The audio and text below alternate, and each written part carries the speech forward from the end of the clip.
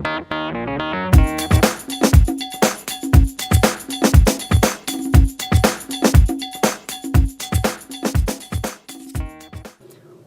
up guys, Justin Morgan here, and this video is talking about the subject of omega-3s, omega-3 fatty acids. Now, when I am in school or when I go and talk to other dietitians and people, the overwhelming unanimous response is, oh yeah, omega-3s, we take in fish oil or we eat fish. And as a vegan, I think that that's ethically I don't promote the killing and eating of fish. But even from a dietetics perspective, and only looking at it objectively and scientifically without having my personal ethical beliefs joined into that or influencing that, I still think that promoting fish oil or fish is not the best source. I think it's an unnecessary burden to try to put onto people. And the reason I say that is because we have chia seeds, we have flax seeds, particularly flax seeds. Flax seeds is probably the what I view as probably the best of the sources because it's so cheap. You can get one full bag or a pound of flaxseed. That might even be more than a pound, I'm not sure. But you can get a bag like at a local Kroger store that I go to for under $5.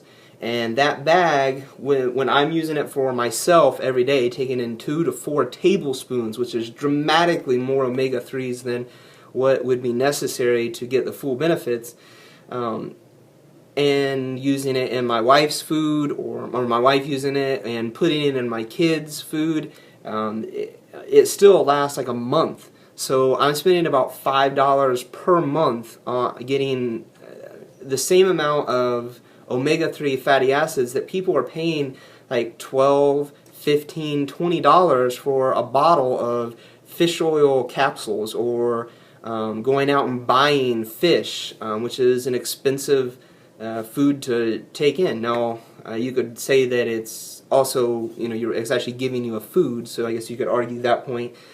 But again, fish as a food is a very expensive food to try to take in on a regular basis. So I don't think that I think that it's an unnecessary burden to try to put that onto people. Now, the other aspect that I think it makes flaxseed particularly such a great tool, a great resource for us to use, aside from the fact that it's much, much cheaper, is that it is universally easily accommodated into meals.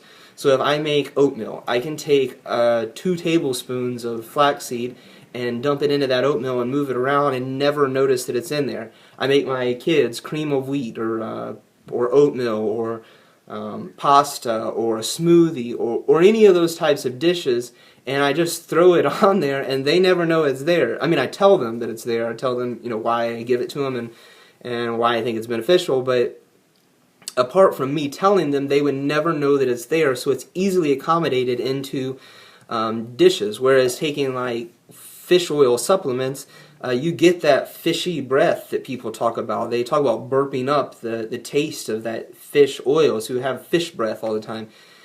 So not only do I think that flax oil or flaxseed, ground flaxseed, is a better choice because it's cheaper, but I also think it's a better choice because it's more easily accommodated into your meals and it's more pleasant to deal with. So that's just some of my thoughts on the omega-3s.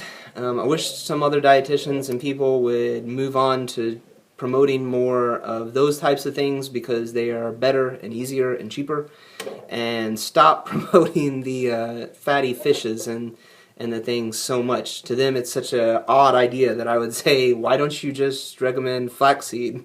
But, that's the world we live in. They are just as easily taken in by marketing and that kind of thing as the rest of us. So that's it for today, guys. Take it easy. Leave your comments in the comment section below. Don't forget to like and subscribe if you haven't already. I'll talk to you next time.